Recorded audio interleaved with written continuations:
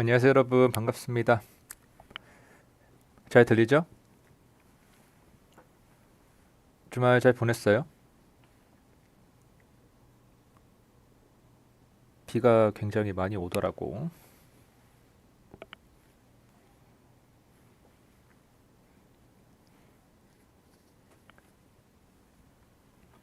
그래서 저는 계속 방에 누워 있었습니다. 근데 비 오면 컨디션이 별로 안 좋아가지고. 자, 우리 저번 시간까지 해서 웨이브 이퀘이션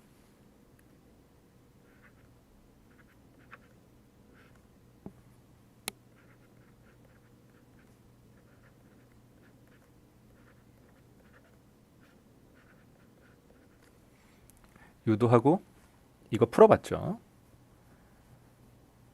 자, 그래서 이 웨이브 이퀘이션만 있으면 모든 웨이브에 어떤 웨이브든 간에 그 웨이브의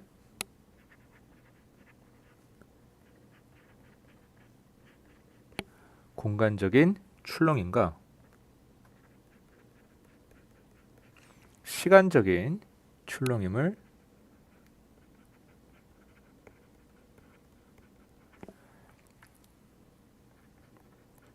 수학적으로 기술할 수 있다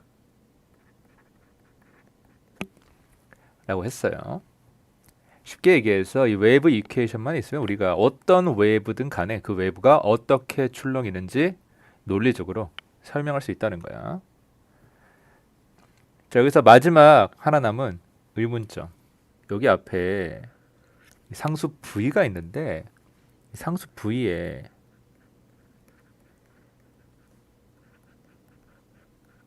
물리적인 의미가 뭐냐?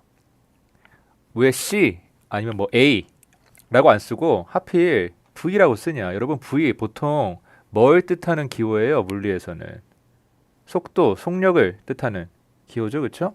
자, 그래서 기억나는지 모르겠는데 이 상수 V의 이름이 프로파게이션 스피드.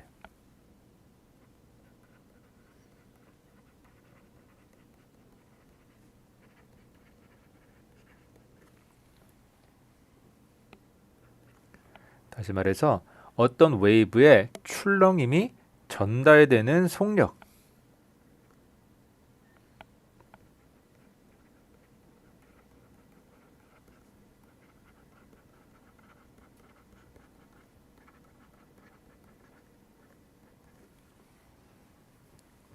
자, 이런 물리적인 의미를 갖는다고 했는데 왜 그렇게 되는지는 아직 잘 모르잖아? 그냥 그렇다니까 그런갑다 하는 거지. 그치? 자, 오늘은 요거 한번 확인해 볼게요. 이 상수 V의 물리적인 의미가 뭐냐? 프로파게이션 스피드라고 하는데 출렁임이 전달되는 속력이라고 하는데 정말 그러냐? 정말 그렇다면 또 이 출렁임이 전달되는 속력이란 게 도대체 무슨 속력이냐?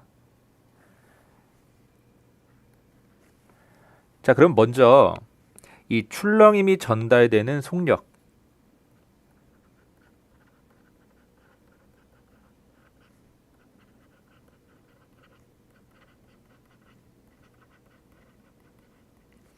아, 이름이 너무 기니까 귀찮네. 큰 V라고 합시다. 자, 이 큰 V를 우리가 식으로 표현할 필요가 있겠지. 그치? 아니, 출렁임이 전달되는 속력이라는 거는 그냥 말 그대로 말일 뿐이잖아. 우리는 뭐가 필요한 거야? 수학적인 식이 필요한 거야.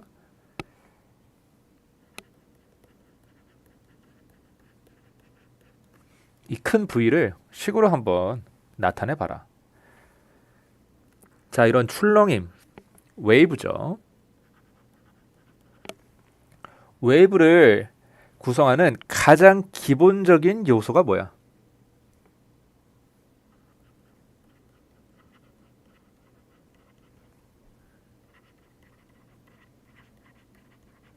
웨이브는 뭘로 쪼갤 수 있어요? 그치? 파장 단위로 쪼갤 수 있지.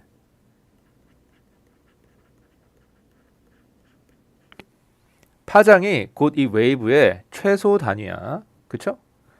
자, 그러니까 결국 이 출렁임이 전달되는 속력이라는 거는 어떤 웨이브의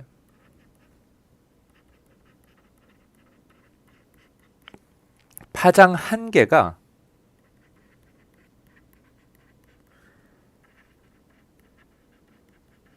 완전히 통째로 전달되는데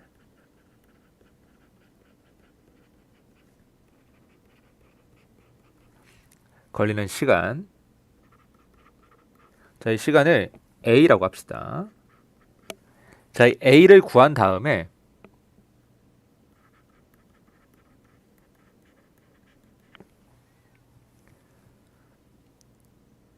자, 이 파장을 시간 A로 나눠주면 대충 파장 한 개가 완전히 전달되는데 걸리는 시간을 측정한 다음에 그 시간을 가지고 파장을 나눠주게 되면 평균적인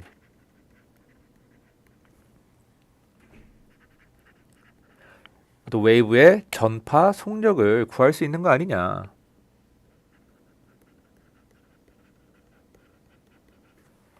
자, 결국 이 웨이브의 전파 속력 또는 이 출렁임이 전달되는 속력을 식으로 나타내면 어떻게 된다? V는 람다 나누기 A다. 어때요? 그럴듯해요? 자, 이런 식으로 파장을 기준으로 생각하는 이유가 뭐다? 웨이브의 가장 기본적인 구성 요소가 바로 파장이기 때문이다. 파장이 웨이브의 최소 단위이기 때문이다. 그럴듯하죠? 자, 여기에서 여러분이 기억해야 되는 어떤 웨이브의 형태를 결정하는 가장 중요한 성질 두 가지가 있는데요.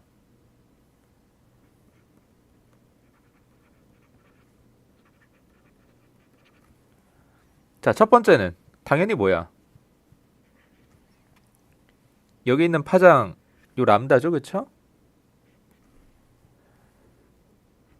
이 파장이 나타내는 게 뭐야?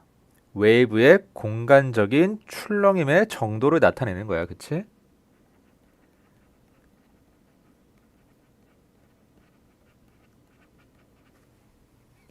일단 파장의 단위부터가 길이의 단위잖아, 그쵸?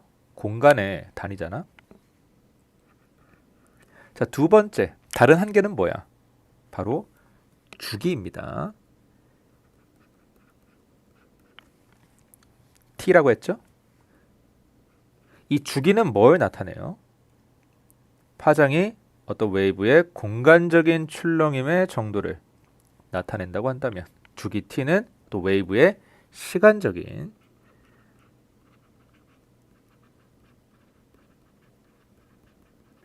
출렁임을 나타낸다. 자, 그래서 이 주기의 물리적인 의미가 뭐였어요?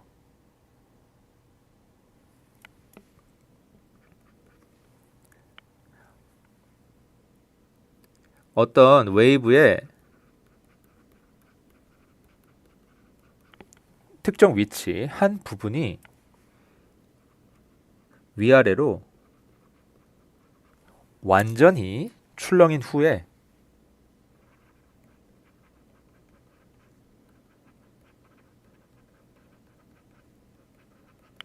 원래 자리로 돌아오는 데까지 걸리는 시간이다.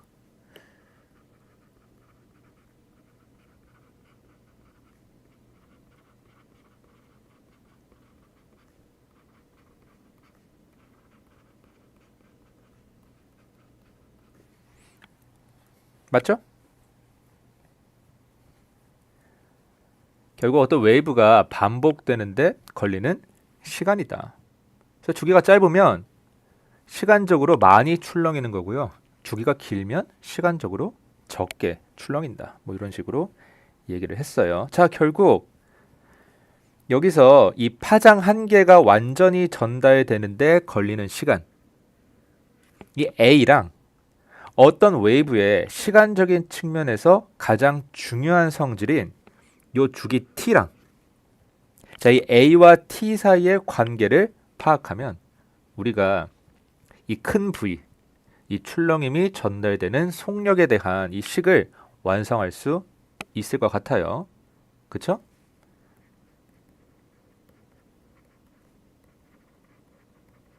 A와 T의 관계를 한번 파악해 보자. 자, 그럼 실제로 실험 한번 해볼게요. 이게 웨이브가 파동, 이 출렁임이다 보니까 머릿속으로만 생각해서는 좀 힘들거든. 이 수학적으로 뭔가 분석하는 거는 한계가 있어요. 자, 두 번째는 실험이다. 자, 여기 보시면 일단 파란색, 빨간색으로 표시된 부분이 있는데 요게 각각 이 웨이브의 파장 한 개에 해당합니다. 요거 하나가 각각 파장 람다다. 그럴듯하죠? 자, 그 다음에 이 웨이브가 전파가 되면서 왼쪽에 있는 빨간색 파장이 오른쪽에 있는 파란색 파장을 완전히 대체하는 데 걸리는 시간을 측정하면 되는 거야. 그치? 왼쪽에 있는 빨간색 파장이 오른쪽에 있는 파란색 파장을 밀어내고 완전히 대체하는데 이 파란색이 원래 있던 자리를 차지하는데 걸리는 시간을 측정하면 요게 우리가 앞에서 얘기했던 A가 되는 거다. 그쵸? 자, 그러기 위해서는 뭐가 필요하다? 이 웨이브의 성질과 특히 시간 측면에서 성질과 관련된 기준이 필요한데 그게 뭐다? 주기다.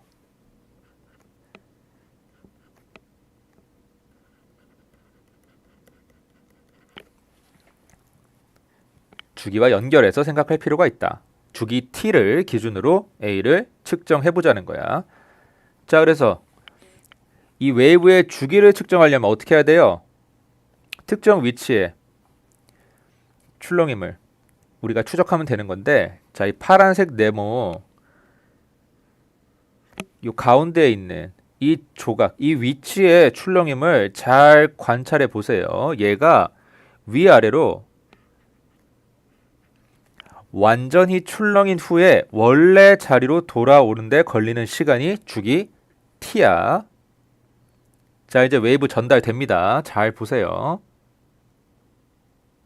자, 이런 식으로 빨간색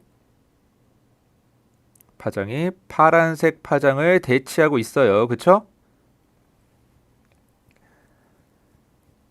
자, 이렇게 대치하는 과정에서 지금 이 빨간색 조각, 그쵸? 이 파란색 파장 가운데 있던 이 빨간색 조각이 지금 최고점에 도달했습니다. 출렁이고 있어, 이 친구도. 나름대로. 그치? 자, 또 계속 가요.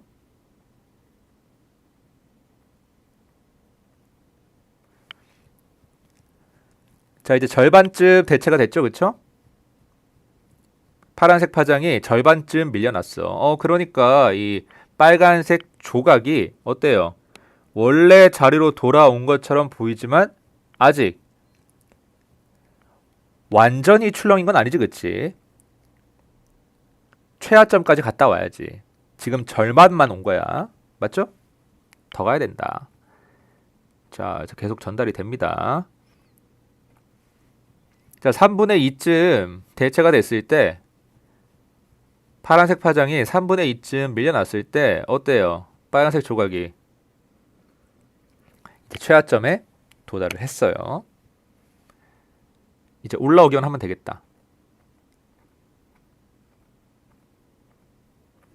자, 이렇게 완전히 대체가 됐습니다. 파란색 파장이 빨간색 파장에 의해서 완전히 밀어났어요. 파장 한 개가 완전히 전달이 된 거야. 자, 그동안 이 조각이 어떻게 됐어요? 위아래로 완전히 출렁인 후에 지금 원래 자리로 돌아왔죠, 그쵸? 자, 결국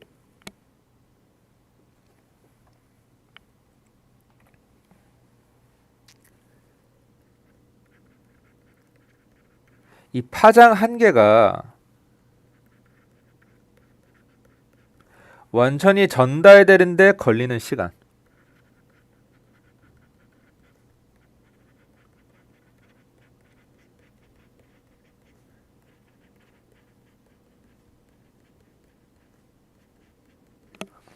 이 A를 주기 측면에서 설명하면 어떻게 된다는 거야? 웨이브의 특정 위치 어떤 조각이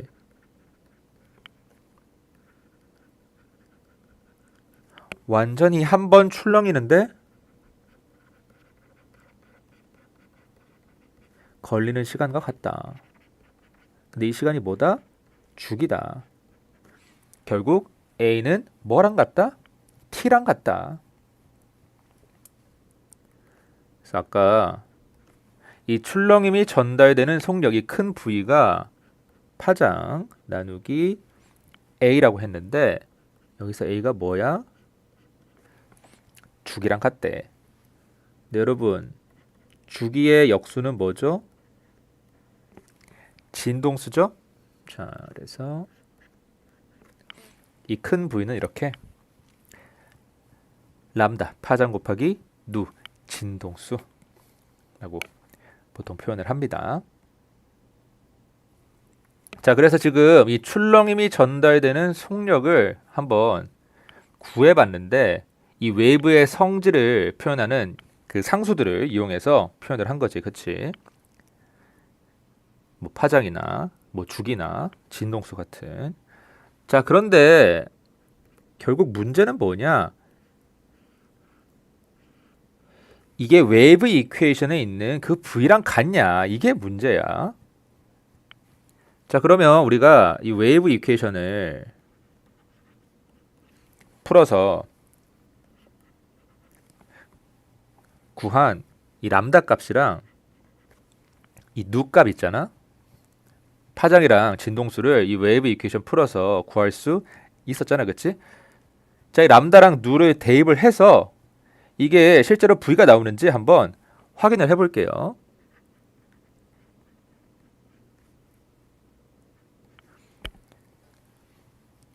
자, 이거를 웨이브 이퀘이션의 솔루션이라고 하면 뭐 예를 들어서 n이 k일 때 임의의 값이지.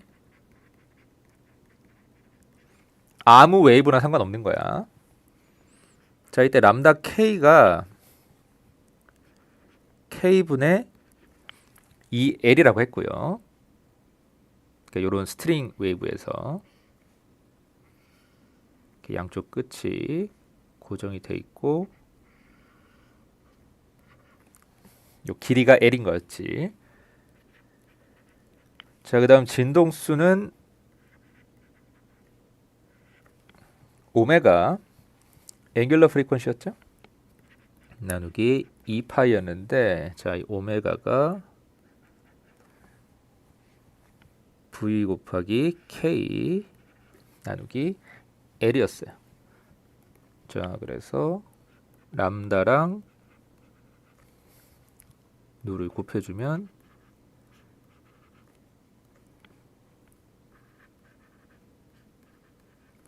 이렇게 지워지고 어때요? V 나오죠? 자, 그래서 큰 V나 이 웨이브 이퀘이션에 있는 V나 다 같은 V다. 결국 웨이브 이퀘이션에 있는 이 상수 V의 물리적인 의미가 뭐다? 출렁임이 전달되는 속력이다. propagation speed다. 자, 됐죠? 자, 그래서 이 웨이브 이퀘이션 분석은 다 끝났습니다. 이제 응용만 남았어요. 자, 여기까지 그래서 이 웨이브의 기본적인 여러 가지 성질에 대해서 알아봤는데 결국 핵심은 뭐야? 어떤 웨이브의 거동. 근데 거동이라고 하면 좀 어렵지, 그치?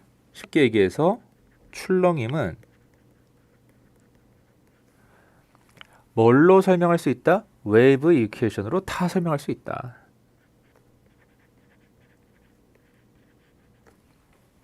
만능이야. 진짜 모조리 다 설명할 수 있어요. 우리 2시간 남짓 공부하고 치고는 굉장히 쓸모가 많죠. 그렇죠? 그리고 뭐 크게 어렵지도 않았잖아. 뭐 장력 정도만 알면 뭐 충분히 웨이브 이퀘이션 유도부터 푸는 것까지 다 할 수 있었어요. 자, 그래서 어떤 양 끝이 고정되어 있는 이런 스트링 웨이브의 경우에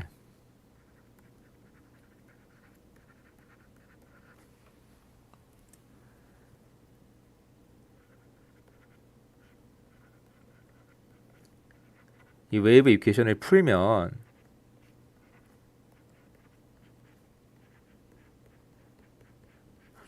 우리가 이 출렁입에 대한 함수 앰플리튜드라고 했죠. 이 u라는 함수를 얻을 수 있었는데, 자, 이 출렁임이 어떤 식으로 전파가 됐어요?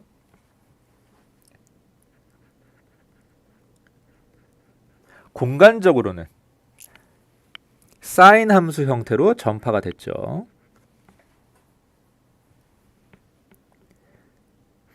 이때 파장은 2L 나누기 N이었고요. 여기서 이 N은 왜 나오는 거였어요? 이게 솔루션이 무한계였어. 그래서 우리가 번호표를 붙여준 겁니다. 1번 솔루션, 2번 솔루션, 3번 솔루션 이런 식으로.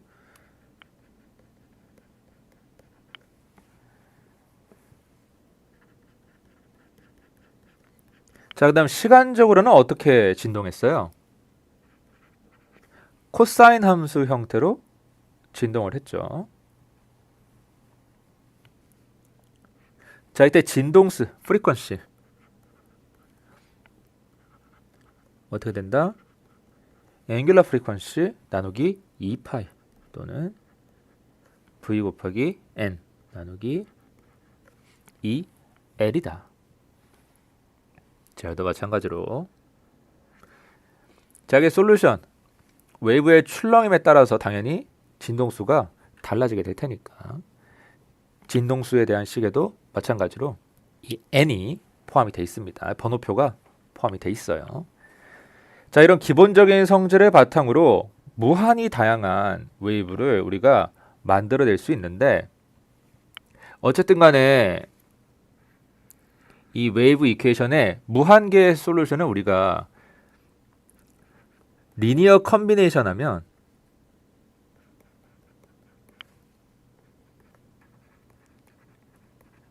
진짜 실제 웨이브, 이 제네럴 솔루션을 얻을 수 있는 거니까. 그치?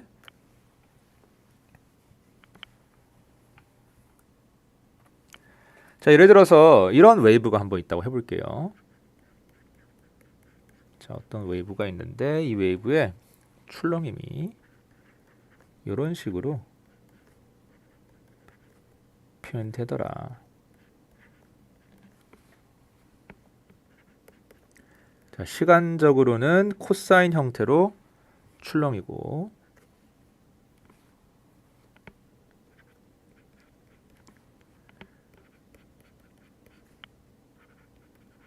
공간적으로는 사인 형태로 출렁이고, 물론 양 끝이 고정되어 있는 스트링 웨이브이기 때문에 그런 거예요. 다른 웨이브의 경우에는 뭐 시간적으로는 사인, 공간적으로는 코사인 형태로 출렁일 수도 있습니다. 다 웨이브마다 다른 거야. 당연하겠지. 자, 이런 웨이브가 있는데 보니까 이 첫 번째 항 있죠? 자, 이 첫 번째 항은 웨이브 이퀘이션의 솔루션에서 n이 1일 때, 그 다음 C1이 1일 때, 왜 우리가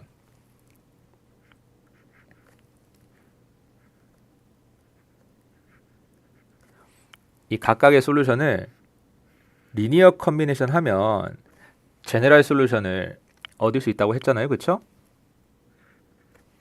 여기 앞에 상수를 곱해주는 게 필요하니까. 근데 이때는 그 상수가 값이 1이라는 거야.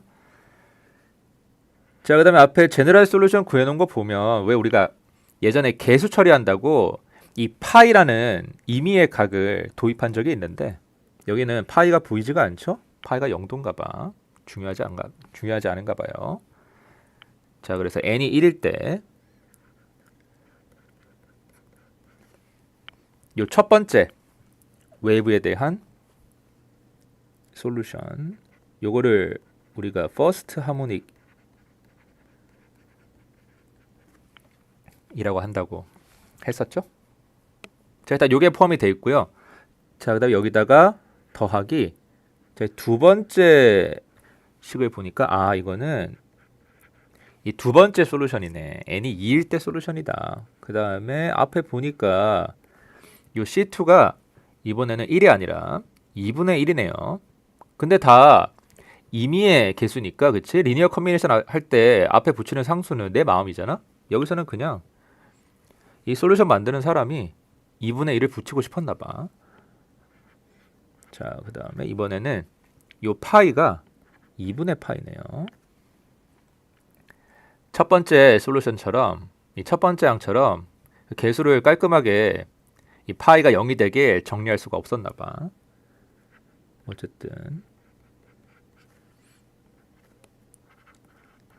요거는 웨이브 이퀘이션을 풀었을 때 나오는 두 번째 솔루션이니까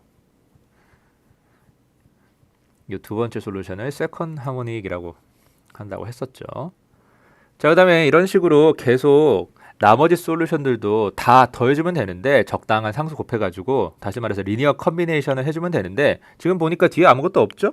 그쵸? 왜 아무것도 없어? 다 0인 거야. 다 0일 수 있어요? 당연히 다 0일 수 있지. 왜?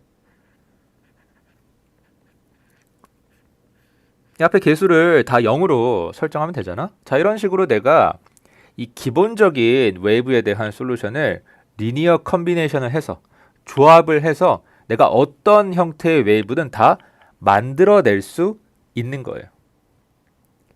자, 이런 기본적인 웨이브 솔루션을 가지고 무한히 다양한 웨이브를 만들어낼 수 있다. 이게 무슨 뜻인지 알겠죠? 그래서 내가 첫 번째 솔루션, 두 번째 솔루션을 더해가지고 새로운 또 하나의 웨이브를 만들어냈는데, 그게 아니라 두 번째, 세 번째만 더해가지고 새로운 웨이브를 만들어낼 수 있고요. 아니면 세 번째, 다섯 번째를 더하는 것도 좋고, 첫 번째, 두 번째를 더하지만 앞에 개수를 바꿔도 좋고요. 파이 값을 바꿔도 좋아. 이런 식으로 이 무한 가지의 조합이 가능하기 때문에 마찬가지로 이 기본적인 웨이브들을 조합을 해서 무한히 다양한 웨이브를 만들어낼 수 있다. 자, 이런 식으로 이해를 하시면 됩니다. 자, 그래서 아래 그림에 보시면 제가 이 U1이랑 U2랑 그 다음에 U1, U2 합친 거, 이거를 각각 그려놨는데, 자, U1 같은 경우에는 어때요? 어떤 특징이 있어? 딱 보면 이거 노드가 없죠, 그쵸? 양 끝점을 제외하고는 0이 되는 지점이 없어. 그치? 출렁이지 않고 있는 지점이 없더라. 자, U2 같은 경우에는 노드가 있어요? 여기 있네. 출렁이지 않는 부분이 있잖아? 한 개가 있네요. 자, 하지만 지금 이 노드가 시간에 따라서 변해요, 변하지 않아요? 변하지 않죠, 그쵸? 계속 가운데 있잖아. 자, 이렇게 노드가 없거나 또는 노드의 위치가 시간에 따라서 변하지 않는 웨이브를 스탠딩 웨이브라고 합니다. 여러분 스탠딩 뜻 다 알죠? 너무 쉽지? 노드 위치 변화가 없다. 자, 그 다음에 이 U1이랑 U2를 적당히 리니어 컨비네이션 해서 오른쪽에 있는 또 다른 웨이브를 얻을 수 있는데, 자, 어때요? 한번 보세요. 여기는 지금 노드가 있어, 없어? 없지? 자, 근데 여기는 노드가 생겼죠? 노드의 위치가 시간에 따라 어때요? 달라집니다. 이렇게 이동을 했어요. 그렇죠? 자, 그 다음에 요 시간대도 한번 보세요. 여기 노드 있잖아. 근데 아래 보면 여기 노드가 없지, 그치?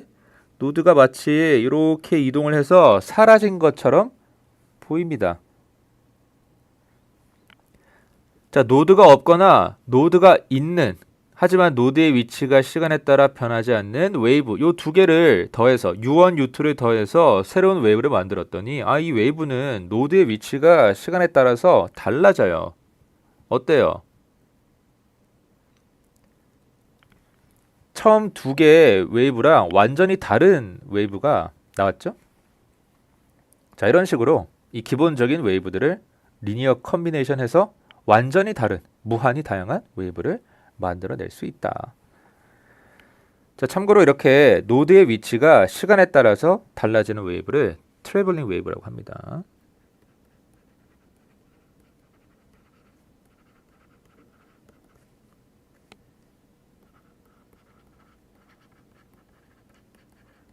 노드의 위치가 변한다. 자, 다시 한번 강조하면 여기서 여러분이 기억해둬야 될 건 뭐냐? 뭐 이런 노드의 위치가 시간에 따라서 변하는 뭐 굉장히 복잡한 웨이브라도 결국 뭐의 합으로 표현할 수 있다?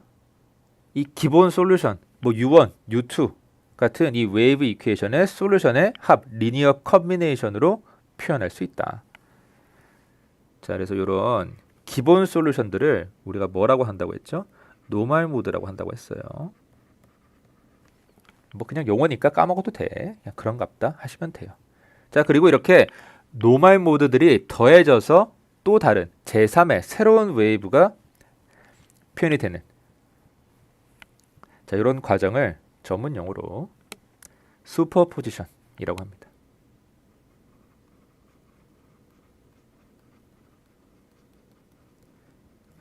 우리나라 말로는 중첩.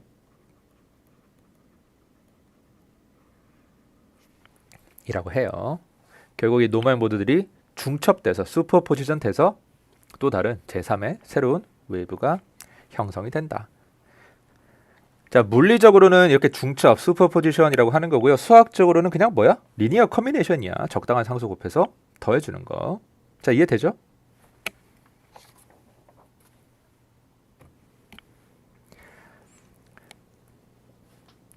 자, 저희 그림에 보시면 이 굉장히 복잡한 웨이브잖아, 그치? 여러분 이거 파동이나 뭐 진동수 같은 거 설명할 수 있겠어요? 그 다음에 노드 한번 보세요. 노드가 미친 듯이 움직이지, 그치?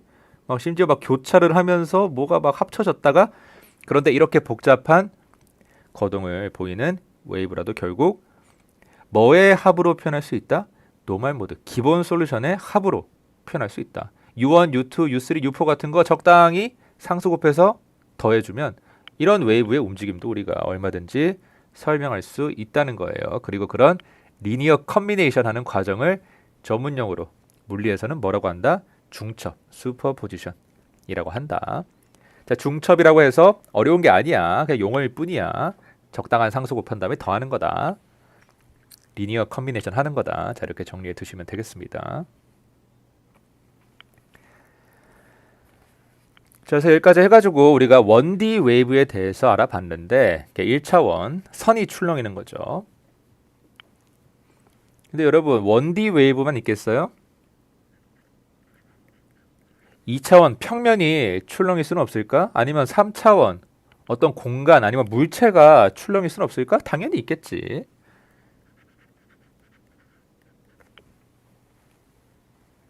뭐 소리 같은 거 뭘 통해서 전파가 돼요? 우리 공간, 이 공기를 통해서 전파가 되잖아. 그러면 소리는 곧 뭐가 출렁인다고 볼 수 있는 거야? 어떤 공간을 차지하고 있는 공기, 어떤 3차원, 뭐 공기를 물체라고 하기 좀 그렇지만 어쨌든 3차원 공간이 출렁이는 거다, 이렇게 볼 수 있겠죠, 그렇죠?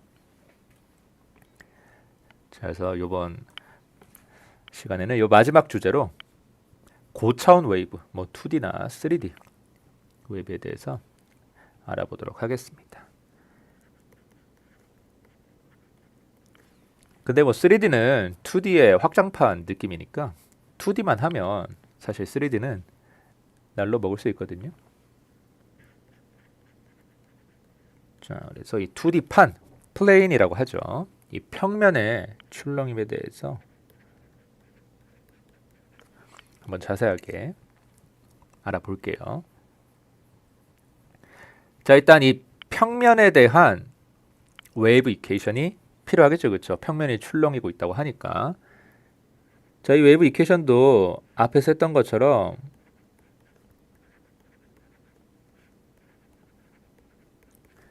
얼마든지 유도할 수 있는데, 물론 2차원이다 보니까 1차원보다는 어렵긴 해요.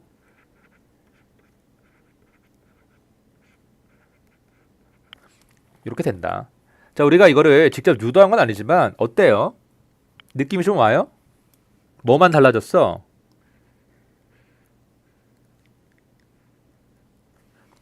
여기에 y 공간에 대한 미분텀만 딱 추가가 됐거든? 어때요? 이거 그럴듯해요? 그럴듯하지? 자, 그럴듯한 것 같으면 그냥 넘어가도 돼. 아, 나는 용납할 수가 없다. 이게 어떻게 나오는지 알아야겠다. 자, 그러면 검색 한번 해보세요. 바로 나옵니다. 유도하는 방법이 크게 다르지 않기 때문에. 자, 그래서 이 2D 웨이브 이퀘이션을 풀면 우리가 뭘 구할 수 있는 거야? 마찬가지로 이런 출렁임을 구할 수 있는 거야. 앰플리튜드, U를 구할 수 있는 건데, 이 U라는 함수가 이번에는 뭐와 뭐의 함수인 거야? 원래는 X와 T에 대한 함수였는데 이번에는 X와 Y와 T에 대한 함수가 된다. 왜? 2차원이니까. 그치? 자, 그래서 이런 사방이 고정된, 자, 여기는 움직이지 않는 거예요. 요 모서리는 딱 고정이 돼 있고,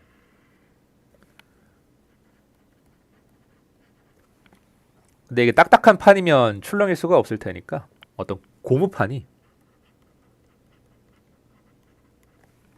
출렁출렁한다. 이런 고무판이 출렁이는 정도를 나타낸다.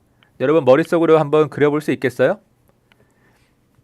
옆에 보시면 제가 이거 컴퓨터로 그려놨거든요. 어때요?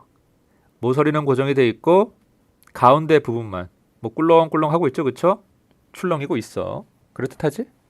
자, 요런 상황을 나타내는 이퀘이션이 바로 이 2D 웨이브 이퀘이션이다. 자, 그럼 만약에 내가 이 2D 웨이브 이퀘이션을 풀고자 해요. 내가 풀어서 이 출렁임, 이 앰플리튜드 U 구하고 싶어. 일단 뭐 찾아야 돼?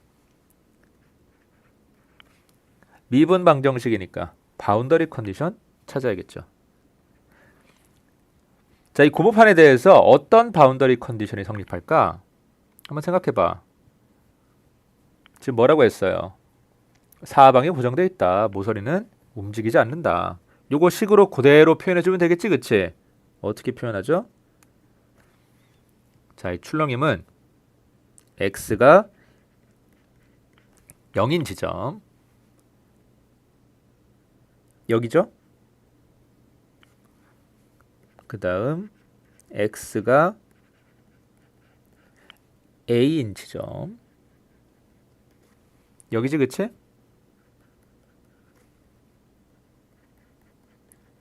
자, 이 두 지점에서 출렁인다, 출렁이지 않는다? 출렁이지 않는다. 출렁임이 0이다. 자, 다음. 자, 이 고무판은 또 y가 0인 지점, 여기죠?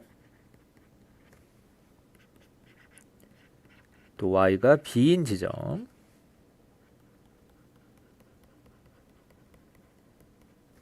여기죠?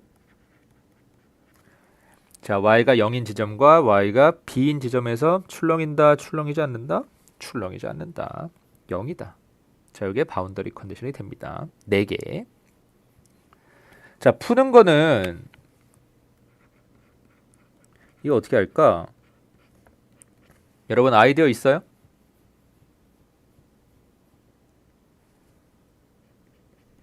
우리 이런 미분 방정식 푸는 방법 배운 거 뭐밖에 없어. 변수 분리밖에 없잖아. 아니 선생님, 근데 변수 분리해서 안 나오면 어떡해요? 안 나오면 못 푸는 거야. 쉽게 생각하세요. 아니 수학자들도 못 푸는 거를 우리가 어떻게 풀겠어, 그치? 변수 분리 해보고 안 되면 그냥 때려치우면 돼요. 근데 다행히 풀린다, 풀리지 않는다? 아, 다행이 아닌가? 어쨌든 풀린다. 아주 잘 풀립니다. 자, 이런 식으로 이 솔루션이 공간 x에 대한 부분과 또 다른 공간 2차원이니까 y에 대한 부분과 시간 t에 대한 부분으로 이렇게 잘 나눠진다. 이렇게 가정을 하고 x 구하고 y 구하고 t 구해보면 이 출렁임의 정도 u라는 함수를 완성할 수 있겠죠. 그래서 앞이랑 똑같아요. 이게 공간 파트에 대한 솔루션이 될 거고요. 이게 시간 파트에 대한 솔루션이 될 것이다. 자, 그래서 이걸 풀어보면 물론 여러분 직접 풀어보셔도 됩니다. 어렵지 않아요. 방법은 똑같아. 그냥 이 y에 대한 이퀘이션이 하나 추가로 생기는 것 뿐이야.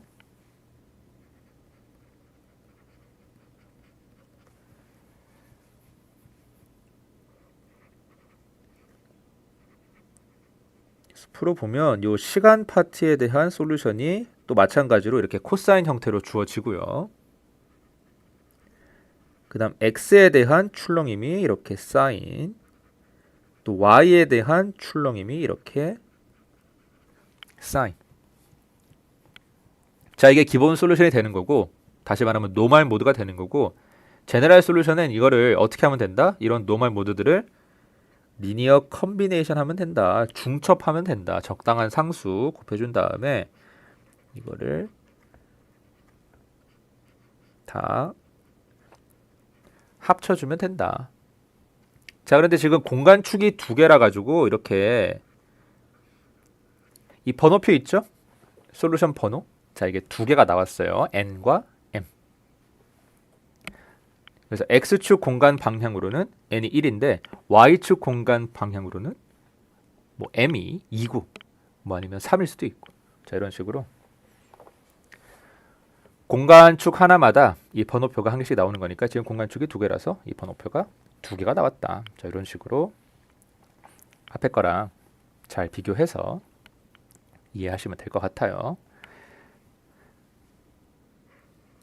요거는 한번 생각해 볼 만하지. 이 n이랑 m 요 번호표가 어디에서 나온 거예요, 여러분? 복잡하게 2D로 생각하지 말고 앞에 1D에서 이 n과 m이 어디에서 나온 거야? 이 미분 방정식 풀 때 마지막에 바운더리 컨디션 대입하잖아. 자, 바운더리 컨디션 대입하면서 나온 거예요. 바운더리 컨디션을 어디다 대입하는데? 이거 뭐에 대한 바운더리 컨디션이야? 공간에 대한 바운더리 컨디션이잖아요. 그치? x가 얼마다, y가 얼마다, 뭐 시간이 얼마다 이런 얘기 없잖아.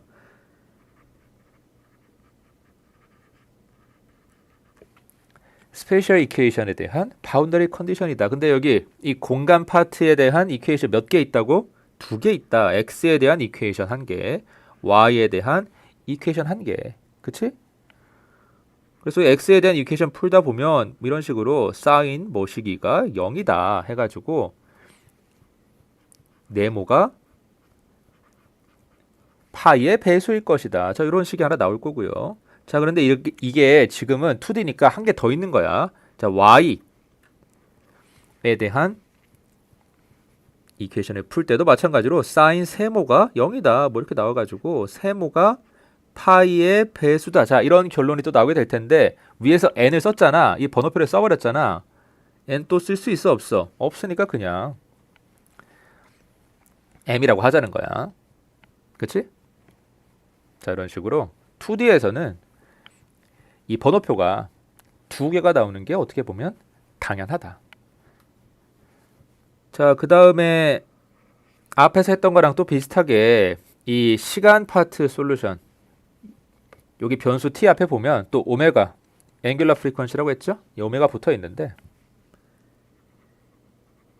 오메가가 식으로 쓰면 이렇게 됩니다. a제곱분의 n제곱 더하기 b제곱분의 m제곱. 자, 이거의 루트다.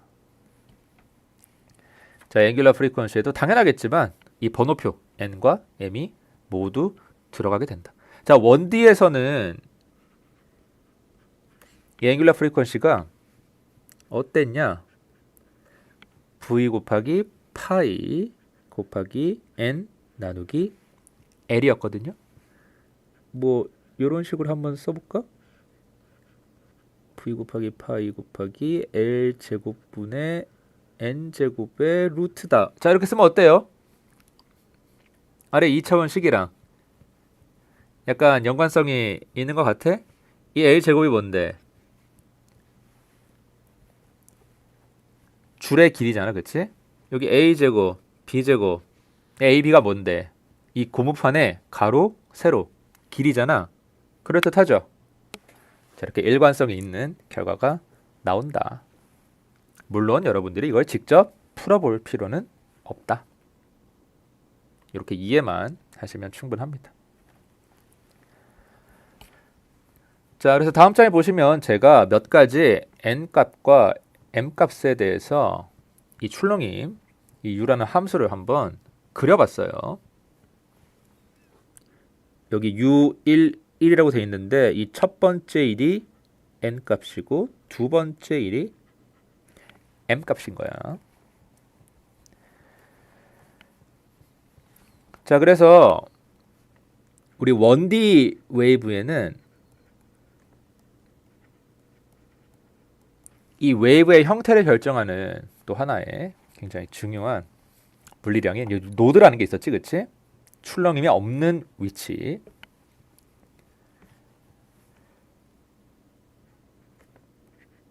자, 이 노드에 해당되는 개념이 이 2D 웨이브에서는 노달 라인이라는 게 있어요.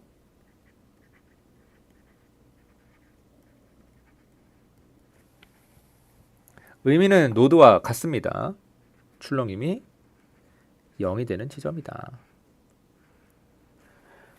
물론 조건만 비교하면 노드보다 노달 라인이 훨씬 더 복잡하겠지, 그치? x랑 y가 동시에 0이 돼야 되니까.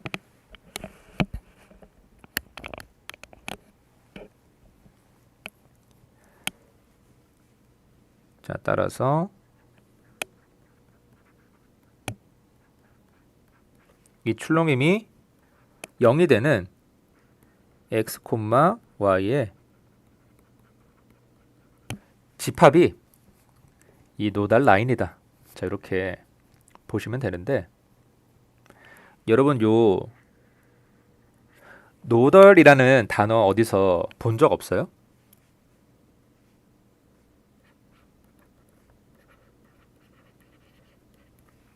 이거 익숙하지 않아? 유기화학. 유기화학에서 본 적 없어요? 뭐 벤젠 같은 거 할 때 요 파이 오비탈에서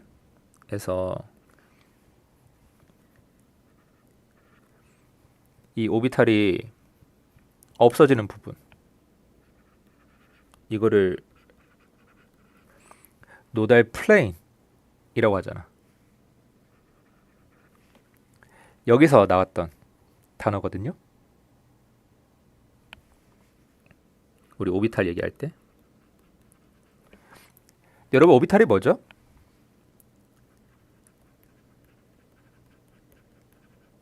전자 분포죠. 그치? 근데 전자는 여러분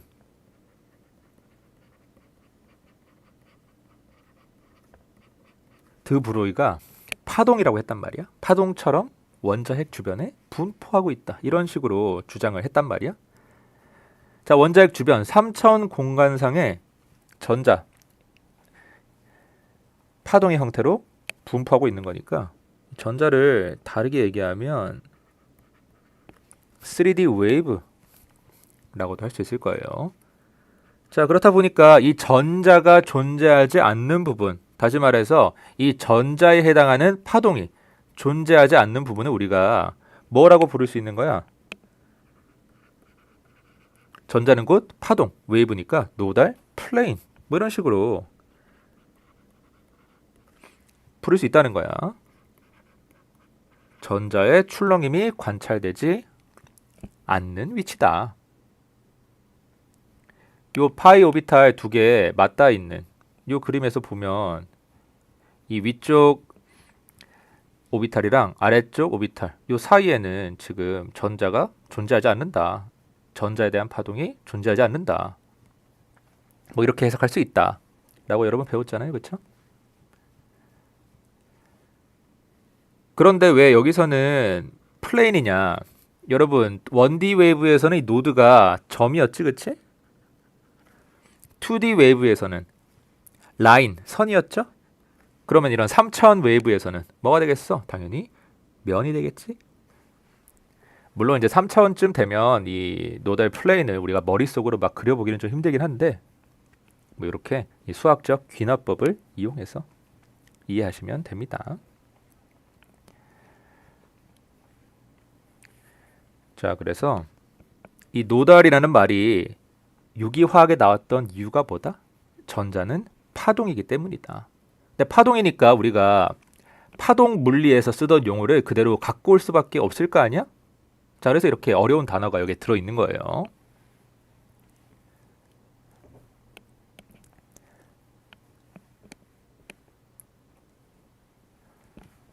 자, 그리고 만약에 이 웨이브가 이 2D 웨이브다.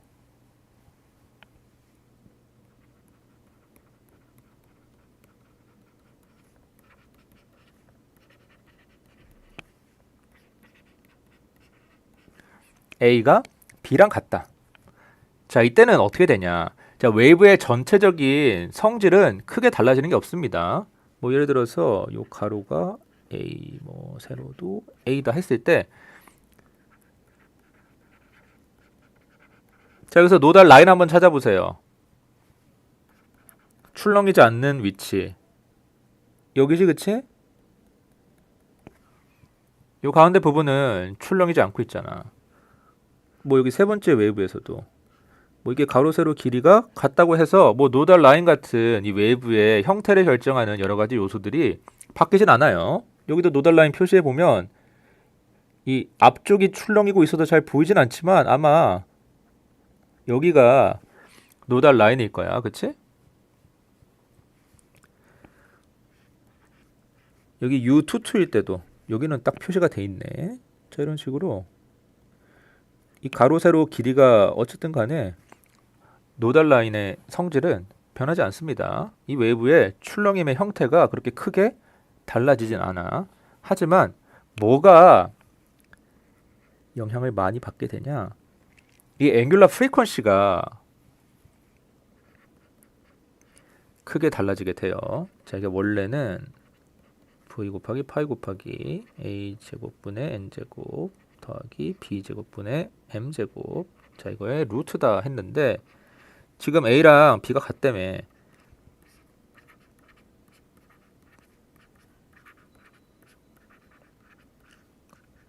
그대로 대입하면 이렇게 된다는 거 아니야? 그치? 그러면 a를 이렇게 밖으로 뺄 수 있네요? 이게 뭐 어쨌다고? 자, 여러분. 원래는 내가 n에다가 1을 넣고 m에다가 2를 넣는 거랑 n에다가 2를 넣고 m에다가 1을 넣는 거랑 달라야 돼, 같아야 돼? 원래는 달라야지, 그치? 아니, 여기 a제곱, b제곱, ab가 다르잖아. 그러니까 n에다가 1을 넣을 때, m에다가 2를 넣을 때, n에다가 2를 넣을 때, m에다가 1을 넣을 때, 이 값이 다를 수밖에 없어요. 자, 그런데 지금 a랑 b가 같대잖아. 그치? a가 이렇게 묶여져가지고 밖으로 나와버리잖아? 자, 이러면 n에다가 1을 넣었을 때, m에다가 2를 넣었을 때, n에다가 2를 넣었을 때, m에다가 1을 넣었을 때 이거 같을 수밖에 없지. 그치? 자, 원래는 그래서 오메가 1, 2랑 오메가 2, 1이 다른데 이 웨이브가 정사각형이면 오메가 1, 2랑 오메가 2, 1이 같아지게 됩니다. 자, 그렇다고 해서 이 U12랑 U21이 같은 건 아니야. 그치? 여기 그림 보세요. U12는 노달 라인이 이렇게 가로로 놓인 웨이브고요. U21은 노달 라인이 이렇게 세로로 놓인 웨이브야. 이게 어떻게 같아질 수가 있겠어. 그치? 자, U12, U21은 여전히 얘가 뭐 정사각형이든 아니든 다른 웨이브지만 그치? 출렁임의 방향이 다르잖아. 하지만 뭐는 똑같다? 이 U12의 앵귤러 프리퀀시 오메가 12랑 U21의 앵귤러 프리퀀시 이 오메가 21은 서로 같다. 이 둘은 다르다. 자, 이렇게 되겠네요. 자, 이렇게 두 웨이브가 있을 때 그 두 웨이브의 프리퀀시는 같지만 뭐 여기서는 정확히 얘기하면 앵귤러 프리퀀시가 되겠지만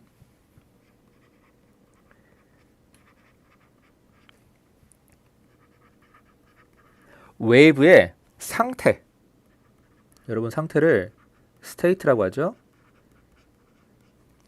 U12랑 U21은 지금 상태가 달라. 그치? 출렁임의 상태가 달라. 하나는 세로로 출렁이고 하나는 가로로 출렁이는 거야. 하나는 노덜 라인이 가로 방향으로 놓여져 있고 하나는 노덜 라인이 세로 방향으로 놓여져 있는 거야. 그치? 상태가 달라요. 자, 이렇게 프리퀀시는 같지만 웨이브의 상태는 서로 다른 이런 현상을 뭐라고 하냐? 디제너러시라고 합니다.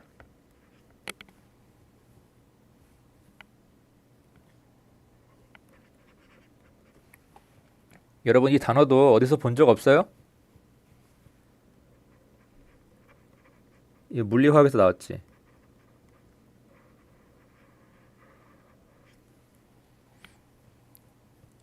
자, 지금처럼 프리퀀시 한 개에 스테이트 두 개가 해당되는 경우 지금 오메가 12, 오메가 21이라는 이 두 개의 똑같은 프리퀀시 한 개에 웨이브의 스테이트 U12랑 U21이 해당되잖아. 그쵸? 자, 이런 경우를 투폴드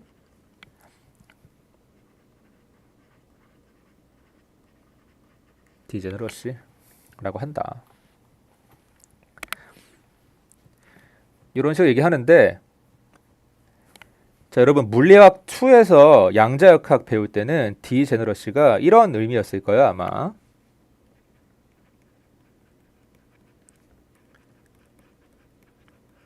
에너지는 같지만 그 양자역학적인 스테이트가 다를 때 디제너러시가 존재한다. 그쵸? 기억나? 근데 여러분 양자역학적으로 봤을 때 에너지가 뭐예요? 플랑크 컨스탄트 곱하기 프리퀀시지. 그치? 진동수. 자, 그래서 결국 이 물리학에서도 마찬가지로 같은 에너지지만 스테이트가 다르다. 이게 어떻게 해석이 되냐? 프리퀀시는 같지만 다른 스테이트다. 자, 이런 식으로 해석이 됩니다. 어때요? 똑같지? 자, 이게 왜 그러냐? 양자역학이 이 웨이브 이퀘이션으로부터 나왔기 때문에 그래요.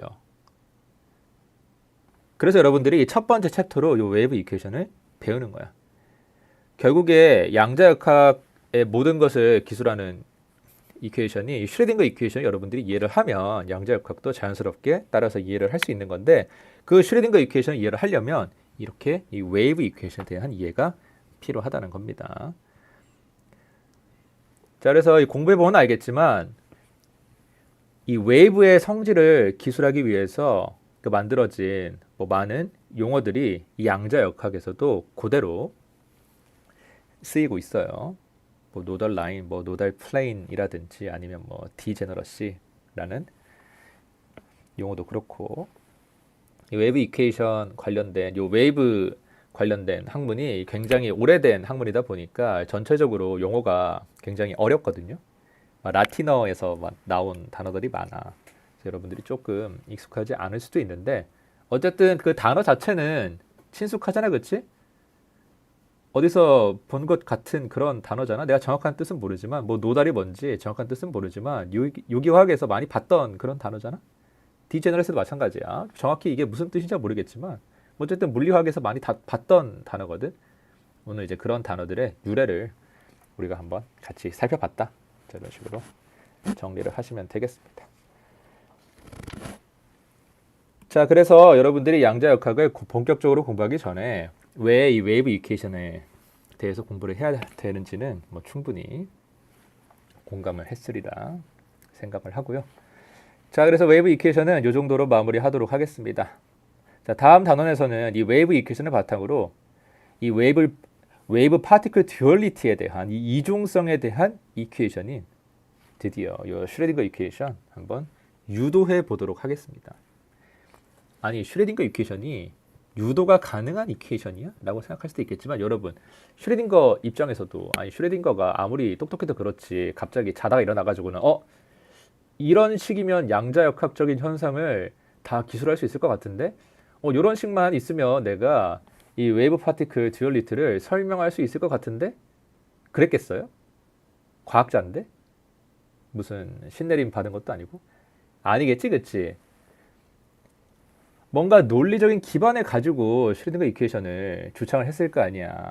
설파를 했을 거 아니야. 그쵸? 논리적인 근거가 없으면 슈레딩거 이퀘이션이 아무리 그럴듯해도 다른 사람들이 믿어줬겠어요? 그렇지 않을 거야. 자, 슈레딩거가 어떤 근거를 가지고 어떤 논리적인 전개 과정을 통해서 자기 이름이 붙은 이 슈레딩거 이퀘이션을 유도를 했는지 만들었는지 다음 시간에 살펴보자는 말이에요. 자, 오늘 수업은 여기까지 하도록 하고 자, 단원이 끝난 기념으로 숙제가 있습니다. 제 스노보드에 공지해 놨으니까 다들 한 번씩 확인해 보시고요. 자, 혹시 질문 있어요?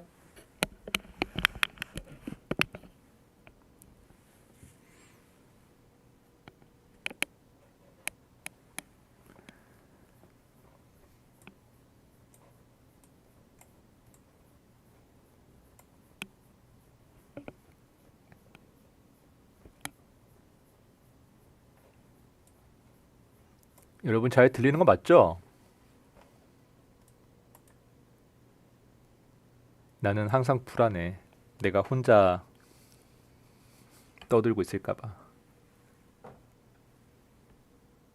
오, 상상만 해도 너무 끔찍하다.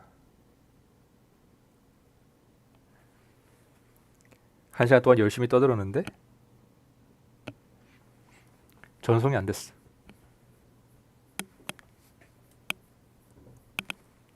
아, 잘 들려요?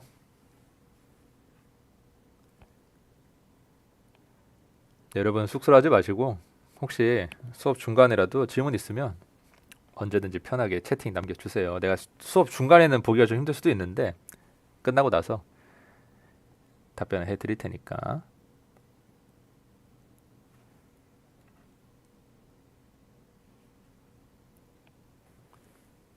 아, 그리고 어제 누가 메일로 질문을 해가지고 제가 답변하면서 그 정리해서 저 Q&A 보드에다가도 올려놨거든요. 여러분도 한번 보세요. 혹시 질문 있으면 Q&A 보드에 바로 올려주셔도 좋고 제가 하루에 한 번은 보거든요. 아니면 그냥 메일로 보내주시면 제가 정리해가지고 올려드리겠습니다. 자, 따로 질문 없으면 마칠게요. 수고하셨습니다. 오늘 좀 일찍 끝났네. 이번 한 주도 잘 보내시고 목요일날 수업 시간에 다시 만나요.